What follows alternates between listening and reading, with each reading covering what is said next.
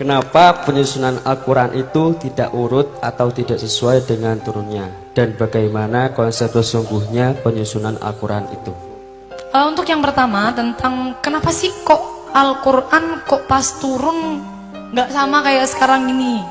Jadi turunnya itu urutannya nggak sama kayak yang sekarang kita baca. Karena Al-Quran itu turun sesuai dengan kebutuhan pada waktu itu. Jadi makanya ada asbabun nuzul. Al-Quran itu turun kejadiannya lagi apa, kemudian butuh wahyu. Sehingga banyak sekali kalau ada permasalahan, Kanjeng Nabi niku memecahkan masalah nunggu wahyu turun. Seperti itu. Contoh misal wahyu itu kan turunnya tidak kemudian selalu on time ya. Ada yang kadang-kadang ketika ada masalah baru setelah sebulan kemudian baru ada turun wahyu. Begitu.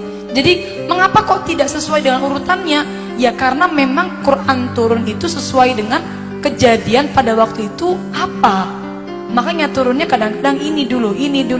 Yang di juz pertama kali yang turun juz 30 kan ya. Juz 30 surat Al-Alaq. Baru kemudian turun yang mana? Yang terakhir ada di juz 6. Al-yawma akmaltu lakum dinakum wa atmamtu alaikum ni'mati, itu ada di juz 6. Dan kemudian setelah Kanjeng Nabi ini mendapatkan keseluruhan Al-Quran, penyusunan Al-Quran dari juz 1 sampai juz 30 seperti yang sudah kita baca sekarang ini, ketika masa Kanjeng Nabi, kemudian makanya Kanjeng Nabi itu punya tim pembukuan Al-Quran, tim penulisan Al-Quran yang kemudian ditulis di pelepah-pelepah kurma itu. Termasuk timnya adalah sahabat Zaid bin Thabit, karena memang sekretarisnya Kanjeng Nabi pada waktu itu, sahabat Zaid bin Thabit. Jadi kalau ditanya urutan Al-Quran seperti yang kita dapat sekarang, dimulai dengan surah Al-Fatihah, di akhir dengan An-Nas, itu sejak kapan?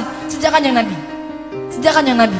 Meskipun di zaman Nabi itu belum terbukukan menjadi satu mushaf, tapi sahabat kalau setoran dengan Kanjeng Nabi sudah runtut sama al-ardu al-akhirah.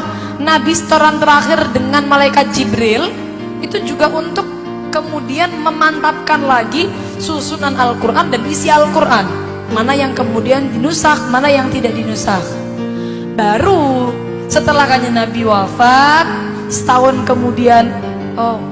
kemudian di masa selanjutnya Khalifah Abu Bakar, pada waktu itu banyak sahabat yang meninggal yang hafal Quran ketika dikirim ke Yaman, banyak yang syahid. Akhirnya sahabat Abu Bakar ini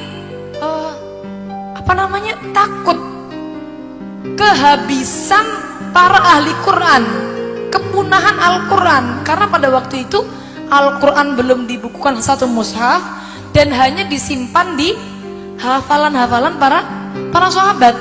Barulah kemudian di masa sahabat Abu Bakar, atas usulan sahabat Umar. Jadi sebenarnya ini usulan sahabat Umar untuk membukukan Al-Quran. Awalnya sahabat Abu Bakar nggak mau.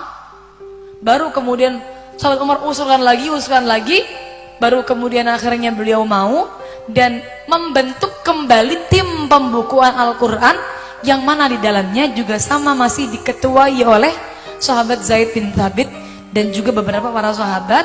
Dibukukan dari mulai surat Al-Fatihah sampai An-Nas seperti yang kita tahu sekarang. Lah ini disimpan di Sayyidah Hafsah. Setelah dibukukan disimpan di Sayyidah Hafsah, ya karena ada beberapa hal tidak mungkin disimpan di Sayyidah Aisyah, karena untuk menghindari adanya fitnah, nepotisme ya namanya, untuk menghindari adanya nepotisme, karena kan pada waktu yang menjabat sahabat Abu Bakar, jadi biar tidak dikira apa-apa disimpan di Sayyidah Hafsah. Baru kemudian ketika masanya sahabat Utsman bin Affan, pembukuan mushaf yang cuma satu niki ternyata tidak berdampak pada umat muslim yang semakin menyebar. Umat muslim semakin menyebar kok ternyata bikin umat muslim ini bacaannya beda-bedanya terlalu nemen. Akhirnya sampai ada yang perang gara-gara beda bacaan.